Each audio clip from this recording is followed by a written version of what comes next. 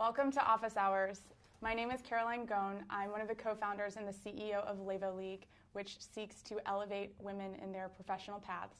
And I'm here with none other than Warren Buffett, live from Omaha, Nebraska. Thank you so much for joining us. We're so thrilled to have 60 viewing parties around the United States and around the world tuning in, students, young professionals, all of you who are watching on everything from YouTube to Fast Company. We're so thrilled to have you, and we're so thrilled to take this next step in democratizing mentorship here today. It's really incredible what we can do with technology. The fact that we're having this conversation, we're going to be interacting with you. I have your questions in the live Twitter stream on my iPad from Omaha, and we will be listening to what you want to hear Mr. Buffett talk about. We will be interacting here today, and we'll be engaging the conversation on Twitter at #OfficeHours and #WarrenBuffett. So please make sure to tune in and join the discussion that's happening. It is such an honor to be here with Warren today. He, as you know, is one of the best-known investors and entrepreneurs of our time, and he's currently the chairman and CEO of Berkshire Hathaway Incorporated. Recently, he made headlines for being bullish on a surprising new investment, women, and that's part of what we're here to talk about today. So he wrote in Fortune last week that we've seen what can be accomplished with 50% of the population. Imagine what can be accomplished with 100%. And we cannot wait to engage in that dialogue here today. We hope that you'll share what you learn on social media and that you'll continue to ask Warren questions here live so that we can make full use of this hour that we have with him. And let's get started. Let's do it. Without further adu, let's get started. So Warren, it's been a very big week for you. Yeah, we've been pretty busy, yeah. So you've joined Twitter, you just finished your shareholders meeting, and you recently joined Levo League. I finally came out of my shell. So my first question to you is, why technology and why now? Why opening up this conversation now?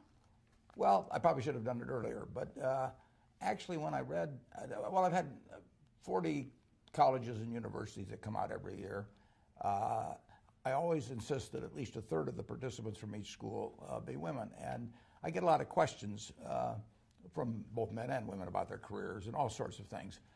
So I had really talked about with these students what I wrote about in Fortune last week. But I read The Galleys of Lean In by Sheryl Sandberg. And I just wrote down a few ideas that I had. I sent it to her. I thought it might work as a forward for that. It was things I'd been saying over the years. It didn't work as a forward there, but I decided that it really was time to speak out on this. So I sent it into Fortune, and they ran it. And then the social network type stuff, which I'm back in the 19th century normally, but it was a means of getting it more broadly distributed, and it seems to work very well. Absolutely, and we're thrilled that you're on Twitter and joining Levo. So yeah, the 20th century isn't so bad. Maybe I'll get to the 21st one of these days. I mean, before we get into these questions, just you've really experienced over the course of your lifetime such a transition from, women having one specific role in society and even technology having one specific role in society to where we are today. Do you want to just paint a picture, give a little bit of color to what the world was like when you were growing up and what it's like today and some of the things that you've seen change? Yeah, it's really true, Caroline. I was born in 1930. I had an older sister, Doris, a few years older, a younger sister, Bertie, a couple years younger. And they're absolutely as smart as I am, probably a little smarter, and much more personable. They got along better in the world and all of that. My parents, our parents, loved us all equally. They never told my sisters, you can't do this or you can't do that, verbally. But every message they got from society, from their teachers in every way, was that their job was to marry well, or if they insisted on working, that they could be a secretary or a nurse or a teacher. And essentially they were telling me, again silently in many ways, that the sky was the limit. So we would go to school and we'd get similar grades. They would be very popular. I mean, they had everything going for them, except for the fact that they were women. And here in 1776, we said, these truths are self-evident, that all men are created equal. Well, they must have had their fingers crossed because, you know, the Constitution came out. It was drafted 11 years later, and it used a whole bunch of male pronouns in Article 2 describing the presidency. And we went for decade after decade after decade not using women. And imagine if we'd said that all the males under 5'10" could only work in 3 occupations. It would be crazy, wouldn't it? Right. But it's just as nutty, in my view, to say half the population because of their female. I mean, the talent is there, but society just said, you know, if you want to be a teacher, fine. If you want to be a nurse, fine. If you want to be a secretary, fine, but forget everything else. Mm-hmm. So I have seen that change in my lifetime, although change was slow. I mean, we had the 19th Amendment passed in 1920, and as I point out in my article, the next 33 appointments to the Supreme Court were men, and the odds of that being by chance were 8 billion to 1. I mean, so now part of that was just inertia. Part of it was that attitudes dropped slowly, but part of it was that men liked it the way it was. But it has changed a lot for the better. There's still important ways to go, but my business class at Columbia in 1951 had 1 woman in it, you know, and I mean, it was a joke. That's changing. But I also said I've seen this with males too, but I've seen very, very bright women. I used the example of Katharine Graham, who was outstanding. While she was CEO of the Washington Post, the stock went up 40 for 1. She won a Pulitzer Prize. But she'd been told by her mother, she'd been told by her husband, she'd been told by lots of people that women weren't as good as men in business. It was nonsense. And I kept telling her, you know, quit looking at that funhouse mirror. You know, here's a real mirror. You're something. And as smart as she was, as high grade as she was, you know, as famous as she became, right to her dying day, you know, she had that little voice inside her that kept repeating what her mother told her a long time ago. So everybody should get a chance to live up to their potential. And women should not hold themselves back, and nobody should hold them back. And that's my message. I love that. And it's so interesting because we recently had an office hours with Sheryl Sandberg, as you know. And one of the things that she talked about was this little voice that you're referring to. Yeah. And the fact that, for whatever reason, women in particular grow up with this voice, and you can call it guilt, you can call it self-doubt, you can call it whatever you want, but it exists and it doesn't really go away. But I think having these conversations about the fact that it is a distortion of reality, it is part of what contributes to the funhouse mirror, that can at least help us understand that it's societally created and that it's something that we don't have to just accept. Yeah, everybody, I mean, the potential of humans is we haven't come close to scratching it even, you know, and look what's happened since 1776, most of the time using half our talent. I mean, just imagine what's going to happen when we, you know, go full blast with 100%. And you know, it's incumbent on everybody to try and help people, particularly if you're in a boss's type position, to help the people achieve their potential. And women have every bit the potential men do. Can you talk a little bit more about what, so your call to action is extremely powerful, especially given your role as a male leader. Can you talk a little bit more about how 2 types of men can really engage in supporting women in this transition? The first type of male is the leader, right? The CEO of a company, the entrepreneur, the person making hiring decisions, the person making board decisions, and the person making any sort of personnel related decision. And the second group I'd be really interested in hearing your thoughts on. You know, the second group consists of male peers, right? So the people who are rising in the cohort alongside their fellow women. Yeah. Can you talk a little bit about what your recommendations would be to those different types of men and how they can really take your essay and as a call to action? Yeah. Well, for the leader, you have to, you know, you have to take away the funhouse mirror, and you have to realize that talent is scarce, and you better take it wherever you can get it. Right. You know, it'd be silly. Well, just go back again to my example with males. I mean, let's just assume that I had some bias against males, 5'10" or less or something. I wouldn't hire them. I wouldn't promote them. I mean, that's just plain foolish. And when it comes to boards, I can tell you that the women we put on our board, they know business, they know people, they know how to make decisions, they understand the ownership the shareholders are their partners and all. We've got all the qualities we want. And I would say there was not a lot of malicious intent in overlooking it. It just became very natural. I mean, it just wasn't in the consciousness of a lot of leaders. I think it's coming along well on that. When you get to peers, you always have to wonder whether in a competitive situation you'd wish you only had to compete with half the people instead of 100% of the people. I mean, it would. If I'm not sure how I would do if I was a male and I had two people to compete with. I could get rid of one of them because she was a woman, or one of the guys because he was a redhead or some crazy reason like that. But it is fun. It's enormous fun for me when I find somebody that starts and really doesn't realize how good they can be. Kay was that way. Kay Graham, she really didn't.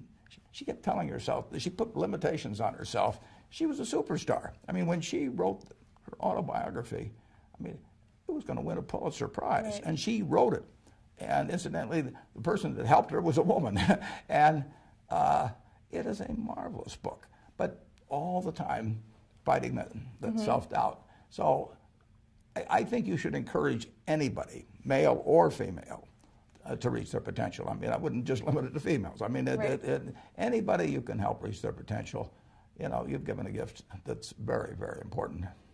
That's great. And one point I'd love to touch on before we move on with these questions that are filling my screen right now is, can you give our viewers a sense of what the technology landscape looked like when you were growing up? Like, what did a day in the life of Warren Buffett look like in the first 10 years of your career? And then what does it look like today? Well, I got very interested. I was lucky. I found out what I liked doing when I was very young. So I got interested in investments. But the way I learned about investments then was to go to the Alma Public Library. I read every book on investments by the time I was 11. But when I wanted to learn more about specific companies as I became a professional, and after I got out of school, I would mail away for reports, and they would take a week to come, or I'd mail to the SEC, and they'd send me these little microfiche type copies. Today, or if I write my annual report now, and I want to look up and find out how many justices were appointed to the Supreme Court after the 19th Amendment, before Sandra Day O'Connor, I would have had to go to the library and dig around everything. I can find it out in about 2 minutes now. So having all this information, is just plain wonderful. I'm not very good at tech yet, though, so don't give me any quiz about it. I will not. We're getting there. One thing that our users are really curious about is your working style. So we know anecdotally from some of the people who work with you, you take a lot of care in cultivating your personal relationships. You've had long-standing partnerships. You've really invested in the city that you live in your home. And tell us a little bit about how your philosophy towards people has developed, and how you think about partnerships and relationships. Yeah, well, Caroline, I run a company that has 24 people in the home office here in Omaha, and we have 285,000 people working for us. We probably have 50 CEOs that report to me. Well, obviously, we can't run anything from headquarters, and I don't want to run anything. I do not want to have hundreds of people here and have to think about everything that goes with it. So I have delegated like nobody's ever delegated with a company of this size, and I trust the managers, and most of them are already rich. We buy their companies for hundreds of millions or billions of dollars. We don't get contracts with them to keep working. I mean, they have to go to work every day because they want to go to work, not because there's some contract or because they need the money. So I try to create the conditions that will cause them to really rather be at work than on some yacht someplace, which they could easily afford. And I say to myself, how to get people that don't need to work? Well, you give them something that they love to work on. Right. And, I don't need to work, but I jump out of bed every morning. I'm excited. I come to the office because I think I'm painting this painting, which is Berkshire Hathaway, and the canvas is of unlimited size, and I get to paint, and I get to paint the way I want to paint. And I feel the same thing works for our managers. And, every now and then you have a disappointment, but overwhelmingly, if you put trust in the equation with people that have already shown they have a lot of ability running their business, and it's real trust, and they don't report to committees at headquarters or do anything like that. We've never had a committee meeting. We don't have any committees. So how could we have one? And overwhelmingly, those people do a good job, and then they deserve appreciation when they do it. I like applause, and if I like applause, I'm sure they like applause. And what they really like is intelligent applause from a real critic, and they get that when they get that from me. And in terms of people working with, my partner is a fellow named Charlie Munger in Los Angeles. We started working together 54 years ago. Wow. We are very strong-minded. We often disagree. We have never in our lives had an argument with each other, and we never will. It just doesn't happen. I mean, he's a wonderful partner. He always gives me credit for more than I'm doing. And if he has an idea and it's a good one, he says it's my idea, and if it's a bad one, he says it was his idea. He's just a perfect partner, and totally. I mean, we challenge each other and all of that, but it's a lot more fun accomplishing things in life with a partner, frankly, than by yourself. Mm-hmm. And that gets to the whole context of community building. And one of the big messages that we really advocate for at Levo is the importance of creating a community around you of mentors and of peers who help you succeed, help you along that path. Mm-hmm. Can you tell us a little bit about, and you started to discuss this obviously in the context of your mentorship relationship with Kay in your essay, but can you talk to us a little bit about maybe some of the unsung heroes in your life, maybe some of the people who've influenced you or supported you, but who haven't been as visible as others that we may have already talked about? Well, Caroline, I mean, if you tell me who your heroes are, I'll tell you how you're going to turn out. I mean, it's really important in life to have the right heroes, and I've been very lucky in that. I've probably had a dozen or so major heroes, and none of them has ever let me down. I mean, and you really you want to hang around with people that are better than you are. Absolutely. You will move in the direction of the crowd, that you associate with. So I've had these heroes starting with my dad, but my first wife, I was a mess when I met her, but she did all kinds of things for me. I mean, I'm not kidding. I mean, I would be an entirely different person if I hadn't married her. It's very important to marry well.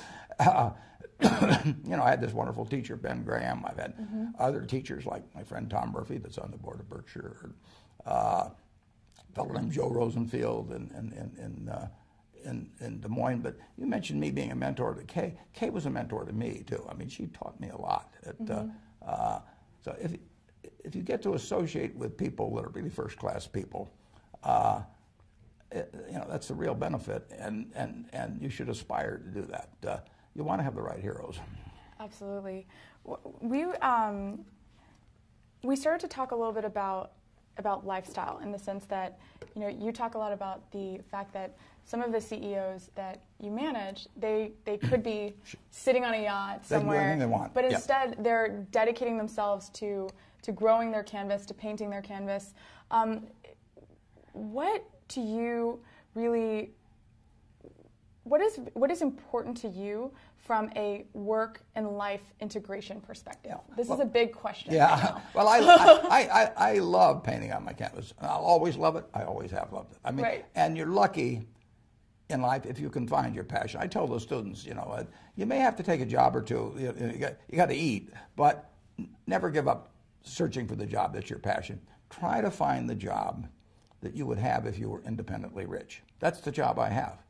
And when you find that job, the job that causes you to be excited every day and forget about the pay, and where you associate with people you love, doing what you love, it doesn't get any better than that. My partner Charlie is 89, and we were talking about that this weekend. I'm 82, he's 89. We do what we love every day with people we love, and they seem to like us okay. So, how can it be any better? And just cost of living does not equate to standard of living. And the standard of living is, achieving what you want to achieve, working with people that you love. And you don't need that much money. Aside, right. I love to ride around in a private plane. I will totally acknowledge that. Leaving that out, I basically, leaving out taxes and charity and things like that, I can easily live on $100,000 a year. And I wouldn't live better if I had 8 houses, if I had, a 400-foot yacht or anything of the sort. I've been on 400-foot yachts, and I've been in a lot of fancy houses, but I'm in a house that I bought 55 years ago. It's warm in the winter, it's cool in the summer, it has everything I wanted, plus it has all kinds of good memories. You know, right. my kids have good thoughts about it. I can't imagine living any better. I paid $31,500 for it. I could pay $31 million for a house, and it wouldn't do for me what this present house does. We have a question from Carlton in Philadelphia, and she asks, at what moment did you know that you were on the right track? So when did you identify that you had found that passion, that you were painting the canvas that you wanted to continue painting? Well, that's where I was lucky, because I did stumble into the fact, my dad had a small brokerage firm, and I would go down on Saturday morning and to go to lunch with him, and it was a big deal. But in the morning when he worked, I would read the books there, and so I found it very early. And not everybody does that. That's just plain luck when that happens. So I always knew the path I wanted to follow, and I was intellectually okay with it from the start, but I got messed up to some extent when we moved from Omaha to Washington. I didn't adjust very well, and my grades were terrible, all kinds of things. So I got very off the track, and it took my wife, basically said she just had to have this little watering can that she sprinkled on me, and finally the flowers bloomed. But it took a while, and I was very fortunate. One of our members is actually asking as a follow-up question.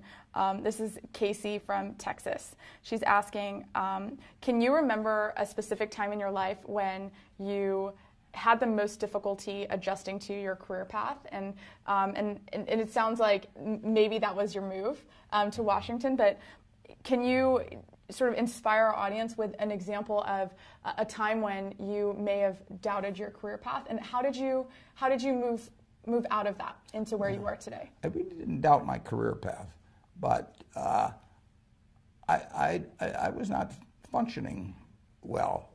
I was okay in some respects, but not in other respects. And I was terrified, for example, both in high school and college. I don't know when it started, but I became terrified of public speaking. And I just couldn't do it. I mean, and so I arranged all my classes so I never had to do any public speaking. And I got to Columbia, and I saw an ad in the paper for Dale Carnegie course. And I went down, it was somewhere in the mid-40s, and I gave the guy a check for $100, and I went back and stopped payment. I lost my nerve.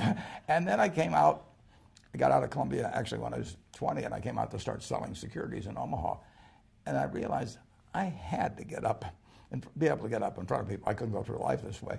So I saw an ad again in the local paper that there was a Dale Carnegie course being given. I went down and I gave the fellow $100 in cash. And I became associated with 30 other people in the class. We couldn't stand up in front of a group and say our own name. I mean, it was pathetic. But that class changed my life in a big way. Wow. As a matter of fact, they used to give a pencil every week for whoever did the most with what they learned the previous week. And during that class, I proposed to my wife, and she accepted, and I won the pencil that week. Oh, wow. So it's important. I mean, you've got to be able to communicate in life, right. And it's enormously important. And probably the schools, to some extent, underemphasize that. I mean, you can start going for an MBA, and people think it's kind of beneath them to teach you about communication. But if you can't communicate, if you can't talk to other people and get across your ideas or write, you're giving up your potential. And anybody that's got a career potential of X, I guarantee it'll be 150% of X if they really learn how to communicate well. So that was a big part of really succeeding in my career.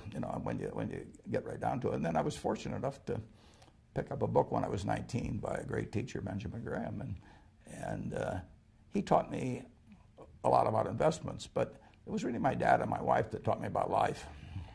So is your number one, so multiple people, including Devin here from Charleston, asked, what's the one piece of advice you would give to a fellow introvert? And we talked a little bit before this about the fact that this is not in either of our comfort zone as fellow introverts. Yeah. So would your advice to a fellow introvert be to just sort of confront that fear, go to a communication class, and just practice out of the fear? You have to do it. I mean, you have to do it, and the sooner you do it, the better. I mean, it's so much easier to get the right habits when you're young than work later on. And I mean, I think they have Toastmaster clubs. I don't know what they all are, but if they're you know, to get over fear of associating with people, you got to go out there and associate. And it's painful. Mm-hmm. It's very painful. When I finished the Dale Carnegie course, now I'm 21, proposed, got accepted and everything, but I was very worried that I would lapse back like I was before. So I actually went up to the University of Omaha, and I want to teach.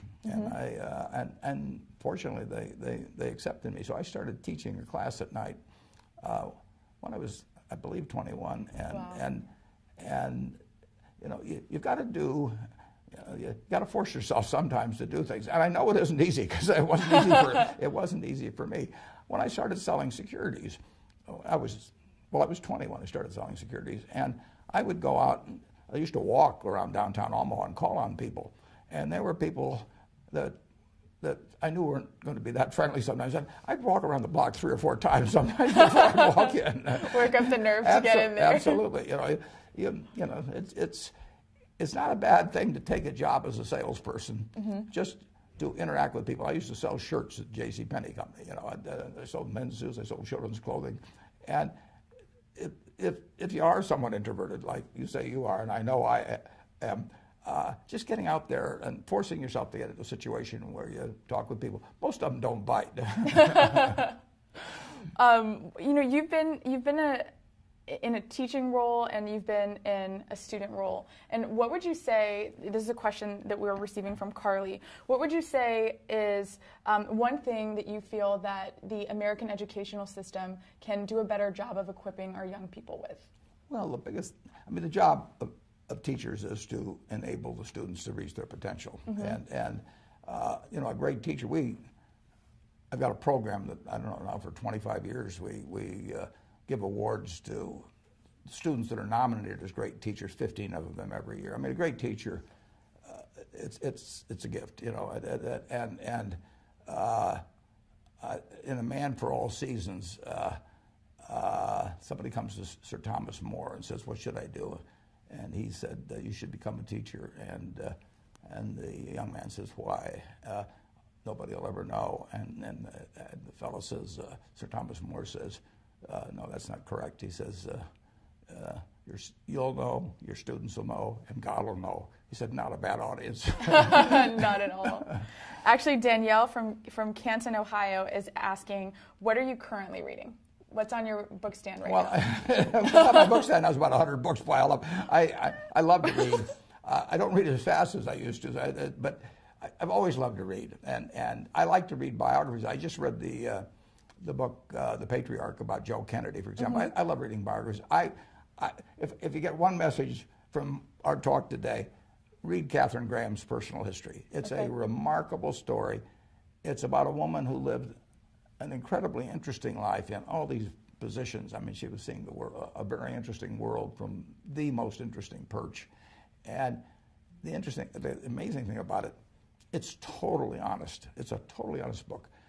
When I read the galleys of that book, I called her after I read it, and I said, "I've got just 2 things to say to you, Kay." I said, "You wrote the book. I hoped you'd write." And then I said, "I'm never going to try and write a book because yours is too honest." I said, "In my book, I want to look like Arnold Schwarzenegger, and you know, I am not capable of writing an honest book. So you set a standard I can't meet." That's great. So Katie Larkin Wong from San Francisco, she's actually leading a viewing party at Latham Watkins right now. Hi, Katie. How are you? Hi. She asked, you know, you've really become a proponent of you know, female to male and male to female mentorship, and you know, you shared the story about Kay that you wrote about so eloquently and so compassionately. And you know, what advice would you give to young women who are seeking male mentors?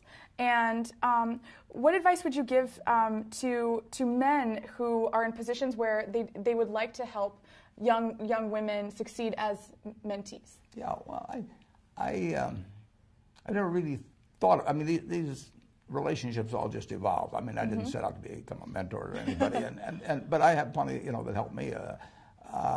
You know, it's amazing I didn't realize this when I was in school, but it's really amazing how the person that really wants to do a terrific job, you know, and arrives a little early and does a little extra work, they just jump out. There aren't that many. So you will be perceived as exceptional and as a worthy, you know, person for a superior to spend some extra time with, if you just do something extra all the time. Right. You know, and don't be 5 minutes late, be 5 minutes early. All of this Ben Franklin stuff, you know, I mean, it seems very elementary. Right. But it's true. It's true. I mean, I notice, well, I hired a young woman 3 years ago. We have practically no hire. We don't hire at Berkshire. I mean, very rare. And she just jumped out at me to some extent. She ran something called Smart Women's Securities with another woman, and she clearly, you know, she had the stuff. And at first I couldn't even figure out a job for her. And then she actually came from a farm in Kansas, so she started bringing me corn and tomatoes. She knew I liked to eat corn. So bring your mentor snacks. You got to in a very nice way sort of push yourself a little bit forward and make it clear that, you know, you're worth spending some time with. I mean, you know, I mean, who should you spend your time with? You want to spend it with somebody that's going to get something out of it, and you want to enjoy it. So there are ways to get your hand up, you know, and I think actually Cheryl writes the book. I mean, and actually Tracy told me that she went to Harvard Business School, and the women just didn't raise their hand as often as the men. You know, I raised my hand all the time, you know, when I didn't even deserve to. And you want to get over the idea, as I wrote in the article, you know, the males, there's a lot of Wizard of Oz in us. I mean, you know, you get behind the curtain and you find out that it isn't quite that imposing.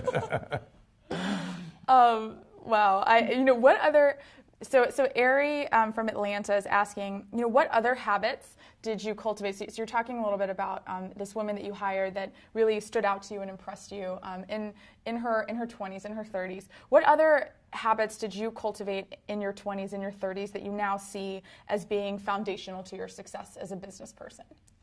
Well, I knew a lot about what I do when I was 20. I mean, I really read a lot, and I aspired to learn everything that I could about the subject.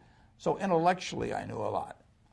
I did not know a lot about human behavior. I mean, that you can't learn really out of reading books, but it's very important to understand people. And I say to the students, you know, just imagine you could buy, or you could be given 10% of the future earnings of one person that you know among everybody you know. Now, are you going to pick the person that's the smartest? Are you going to pick the person that can dance the best, or that can run the fastest, or anything like that? It's the right height. No, or anything. The right hair color. You're gonna pick the person that has the right habits, that is cheerful, generous, gives other people credit for what they do. You know, and when you look at all of the qualities that you admire in other people, which would cause you to pick that person, say to yourself, which of those qualities can't I have myself? Because they are, you know, you determine whether you have them. So just write them down on a piece of paper. Who is the person that you admire the most or like the best? Why do I like them? And just write down and then say, which of these can I do myself? And the truth is you can do them. And then you also, if you really want to carry it to the next extreme, you pick the person you dislike the most. And why do you dislike that person? You know, and you know, they're never fair about things, basically. They always claim more credit than they're due and everything. And write down those qualities and say, if you dislike that in some other person, why in the world would you want to have those yourself? So you just get rid of those. And it's a pretty simple thing to do. But you want to be the person that if you could pick your best friend, you know, that you would have the same qualities. Wow. That's really, and I think that's a new approach to this concept of professional development that I'm sure our members are really enjoying right now. One question: you can't change your IQ. You can't change how high you can jump or all of those things. But if you look around the world at the people that succeed and the people that other people want to work with, the natural leaders, it isn't because they have the highest IQ or they can kick a football the furthest or anything like that. They're people that you want to work with. I mean, I've got a wonderful friend named Tom Murphy. I know I would do anything for him. He's never going to ask me to do it, but I mean, I want to do it. I mean, I want to do it. I mean, he's done so many things for me, and he doesn't have to pay me to do it or anything of the sort. That's what you want to look for that, and you want to be that. Who is one person who you have met recently who's really impressed you, and what about them really stuck out to you? Well, it's interesting. I'm going to meet Chelsea Clinton in about a week, and I'll bet I would give that. I'll bet after I meet her, I give you that answer. It's Chelsea. Yeah, I'll predict that. Yeah, no, that's a good question. Obviously, I've hired now these 3 people in the office, and they must have really impressed me. Because we don't hire very many people. No, right. No. And one fun question that's come from Twitter is, if you could pick one person, living or not, to have dinner with, tomorrow, who would you choose and why? Well, it'd be my dad and my wife. Yeah. That's great. Alrighty, so we're going to move to a little more of a discussion around leadership, success, and entrepreneurship. So Aaron from Los Angeles is asking, what are you most concerned about and what are you most excited about for future generations of young people as they ascend into the professional world? Well, the future is terrific. I mean, I would love to be a child being born today, particularly in the United States. It's so much better. And I mean, just think how much better it would have been for my sisters if they'd been born today or been born 10 years ago than being born around 1930. So, the potential is absolutely terrific. The thing we have to worry about the only thing really to worry about, you have to worry about economic things in this country. I mean, this country is going to move forward just like it has. In my lifetime, the real GDP per capita has gone up 6 for 1. Wow. There's nothing like that in the history of the world. We have to worry, and really, it has to be done through our leaders, but about nuclear, chemical, and biological, the spread of the knowledge of that into the hands of people that wish evil on their neighbor one way or another, because the ability to inflict harm on others has increased exponentially ever since the atom bomb in 1945. And there are a lot of psychotics and sociopaths and people out there. And if you go back a few thousand years, all you could do is throw a stone at the guy in the next cave. But now you can do a lot of damage. Right. And that's the cloud always on the horizon. But other than in the economic sphere, in medicine, education, all kinds of things, the potential is, we just started. Right, absolutely. We talk a lot about the fact that we are very fortunate to have been alive during this period of complete information transformation and technological transformation. And it's unbelievable. Right. I mean, in the last 15 or 20 years, I mean, the things I can do now that I couldn't do 15 or 20 years ago, it's incredible. Just in gathering information, but also I play bridge on the computer, a dozen hours a week, and I have so much fun doing that. And I can arrange a game in 30 seconds. And it used to be I had to call people and they'd get them together. Right. It's a wonderful world. Who is your favorite bridge partner? Well, my favorite bridge partner is Sharon Osberg, who lives in San Francisco. She's a 2 times world champ, and I'm 2 times world chump. But we have a lot of fun together playing, and she's been great. I mean, we started playing together 20 years ago, and it's because of the computer I can play with her, obviously, if she's in San Francisco. Right. And bridge is a partnership game. I mean, it's almost like dancing, intellectually, because you really have to be in tune with the person you're playing with, and you have to bring out the best in them, and they have to bring out the best in you. And not all couples achieve that. Right. Sharon and I like to play against married couples sometimes. When they get mad at each other, they stay mad. And they do foolish things. So my parents have been trying to convince me to learn bridge for about 25 years.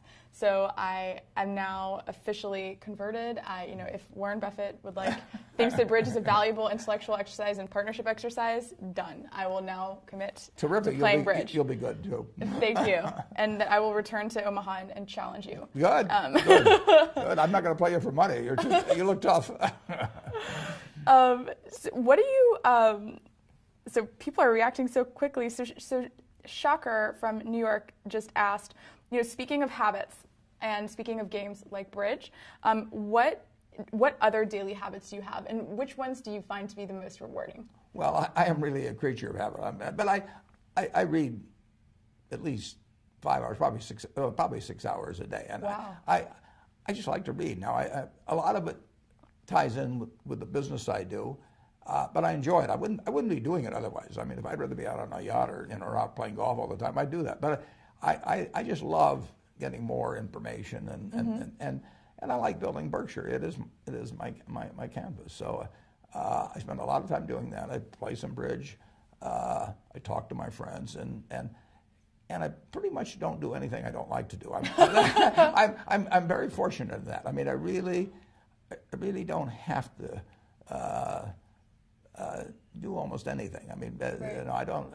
I would not like to be president of certain organizations because there's so many obligatory duties. Lots of speeches or something of that sort. And I am pretty much in command of my own time. And you can say, well, it's kind of a crazy way to spend it, but I have a lot of fun doing it. One question that we've received from Twitter is around the cultivation of time.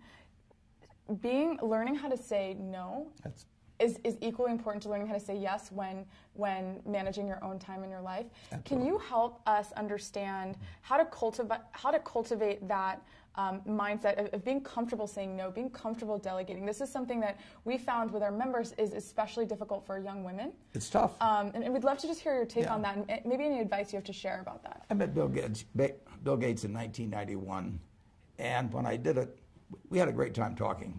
He thought he was going to hate it, and I wasn't too keen on it either. And about 10 hours later, we were still talking. But what really got him is when I pulled out this little date book. I'm probably the only guy in the United States with one of these still. Oh, no, I have one over there. And I just flipped through it, and there's practically nothing in it. And Bill was really impressed by that. And you've got to keep control of your time, and you won't keep control of your time unless you can say no. Mm-hmm. You can't let other people set your agenda in life. And of course, I know I'm in a very fortunate position on that because and in another way, I'm not so fortunate because more people ask me for things, and they're usually friends, and they say, well, can't you just make this one talk or right. attend this one graduation or whatever it may be? You just have to develop the ability to say no and do it a few times. If a woman can't say no, she's in trouble, right? Right. And I mean, is this something that becomes easier over time, or how did you? I don't think it gets a lot easier. No, it's. There's a few things that really just are uncomfortable enough. The thing I dislike the most, mm-hmm. the only thing I really dislike in connection with my job, is if I have to fire somebody. I mean, that does not get easier for me as life has gone along. And saying no is not like firing people, but it's got a little bit of the same aspect to it. Right. It's not easy to say no, particularly to a friend. But I will have every day 3 or 4 or 5 requests to do something, and I can't do them all. But I'm not promising it gets easier. but just keep doing it. Right. Otherwise, other people will be running your life. I think so you referred to hiring and firing, and just kind of going back to some of the more important discussions that have to happen in the context of an effective business. Shannon, in particular, from Florida, is asking, what tips do you have on how to really negotiate your worth in the workplace? Whether it's negotiate your salary. We had Equal Pay Day recently, and that's something that we really worked to teach our members how to do. Like, what advice do you have? Well, that was one of the interesting things, because in Cheryl's book, she talked about when she went home and sort of was going to take the first offer someplace, and her husband told her, you're crazy to take the first offer. You ought to negotiate. I've actually had a little different experience in life. I wanted to go to work for my hero, Ben Graham, after I got out of school, and he said no, and I came out here and worked for a few years. In 1954, he said, Warren, next time you're in New York, I'd like to talk to you, and I sort of figured it was going to be a job opportunity, so I was there the next day, practically, and he said, yeah, we'd like you to come to work for us. I never asked the salary. I took the job. I mean, I knew he was going to be a fair person, and I did not know my salary until I got my first paycheck. We'd moved to New York with a baby and one on the way, and I'd gotten an apartment, and I found out what I was earning at the end of that time. I do very little negotiating with people, and they do little with me in terms of it. And Cheryl, said that, and maybe if I was a woman, it'd be different because they might be treating me unfairly. Right. But I don't think when you find who you want to work for and what you want to do, I don't really. I wouldn't believe in negotiating much. Although, like I say, if I was a woman, I thought I was getting paid considerably less than somebody else that was equal coming in. That would bother me a lot. I probably wouldn't even want to work there. I mean, I'd probably want to. If somebody's going to be unfair with you in salary, they're probably going to be unfair with you in 100 other ways. So I disagree a little with Cheryl on that. And one of, we have about 10 minutes left, so I'm going to, give you about two or three more questions from our audience here. Okay, great. And we have a question here from a young lady named Nancy, who is writing to us from Entrepreneur Magazine. And she has a question about entrepreneurship. And, obviously your path as a very successful entrepreneur. She would love to understand from you, if success is contingent on a good plan, excellent education and execution, and a driven mindset, what do you think makes businesses fall apart when all of these factors have been met? Sorry, go ahead. Some businesses are just tough. I mean, a significant percentage, of the restaurants that open up this year are going to fail. I mean, there are a lot of tough businesses. I've always said if you want to be regarded as a great business person, find a great business. And there's a huge difference. I mean, it does make a difference. I use this analogy when I got out of Columbia, one of my best friends was a terrific talent. And he went to work in the steel business, and he did okay, but it was the wrong business to be in. It's very important to get on the right train. I mean, you want to get on a train that's going to go 90 miles an hour, and not one that's going to go 30 miles an hour, and you're going to try to figure out how to push it along a little faster. Right. So it really does make a huge difference. And there are some businesses that are inherently, there's far more opportunity in than others. So you want to give a lot of thought to what train you're getting on. And I owned a half interest when I was, 21 or 22, in a service station, a Sinclair service station with a pal of mine in the National Guard. It was a lousy business. We had a guy right next to us, and he kept selling more gallons of gas than we did. He would cut our prices and everything. I mean, I don't care if you're a combination of Steve Jobs and Larry Ellison and everyone else. You're not going to succeed if you got a guy selling gas below cost next to you. So it's important to get on the right train, and you really want to go to work for somebody you admire. Or a business you admire. I mean, you're going to do so much better if I'd gone to work for my friend Tom Murphy. It would have worked. Who knows what the first job would have been or the second job? But I would be learning every day from him. Not only the mechanics of a business, I'd be learning how to work with people. He would raise my sights. So you really want to be working for somebody you admire. If you're working for somebody that causes your stomach to churn, right? Maybe you have to keep doing it, to keep eating for a while, but don't settle for it. Okay. And you talked a little bit about, your experiment with this station. We have a question from Ismail from Fresh Meadows, and he's asking, how do you deal with failure? And what's your advice to young entrepreneurs like me, in this case, especially with regards to failure and how to approach it? Yeah, well, if you fail, you really do dust yourself off and get right back in. I mean, you're going to fail at some things. You're going to have some human relationships that don't work out. Fairly significant number of people get divorced. I mean, that's a very big decision to have turn out badly. But I think if you study almost everybody and read Kay's book, Personal History, and everybody fails at some things. Right. I mean, particularly when you're younger. I mean, you do have less experience in evaluating humans and just knowing about whatever it may be businesses. But it is not fatal. I mean, if you're healthy and you live in this, particularly living in this country, there's going to be an opportunity that comes along. I got turned down for the Harvard Business School when I got out of the University of Nebraska, and I remember, I went to Chicago to get interviewed. This is when you traveled on the train, and so I spent 10 hours going there, and this fellow looked at me, and about 10 minutes he said, forget it, Bill. Wow. And now I got to go back on the train 10 hours and think, what am I going to tell my dad? About it, what right. am I going to tell my dad? I mean, my dad always told me I could do anything, and everything. Right. Now I've just gotten turned down, but it turned out to be one of the best things that ever happened to me, because then I went to Columbia where Ben Graham was. In fact, it probably even affected who I married, because I took a 1-year course at Columbia instead of 2 years at Harvard, and she might have found some other guy during that time. Almost everything in my life that looked like a failure has either usually it's turned into a success. I mean, the world isn't over. If you have bad luck in health, that's tough. I mean, right. There's just no getting away. I've been lucky on that. But the other kind of things, if you're healthy and you're bright and you've got decades ahead of you, if something goes wrong, if you find yourself working for the wrong employer and they're doing things you don't approve of, or they're not treating you fairly, the world isn't over yet. Right. You just go out and find somebody else. Well, thank you so much. On that inspirational note, what's the one piece of parting advice that you'd like to share with our members who are in the first 10 years of their careers? Just find your passion, and remember, those males around you, a lot of them have got a lot of the Wizard of Oz in them.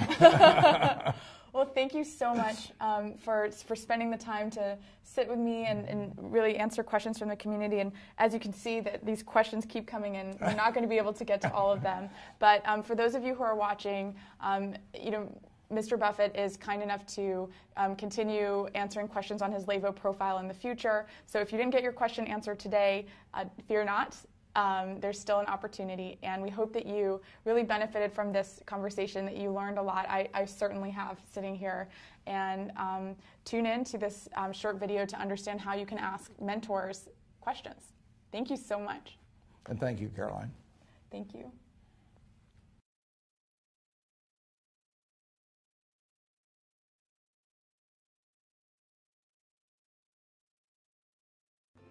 Have you ever thought, what exactly is a mentor, and where am I supposed to find these amazing people? Mentors are one part of the success equation, and Levo is here to help. Levo mentors have experience and insight from overcoming their own professional challenges, and a passion for sharing their stories with you to help you elevate your career. Usually, the first step to getting a mentor is exchanging advice and building rapport. So we're thrilled to introduce a new feature called Ask a Question. Connect with the Levo mentor by clicking follow under their name and image. Request advice by typing your question into the Ask box. You're welcome to make your question private, but we encourage you to keep it public, because a mentor's answer to your question just might spark an aha moment for another member. Not ready to ask your own question? Just follow others, and you'll still get great advice.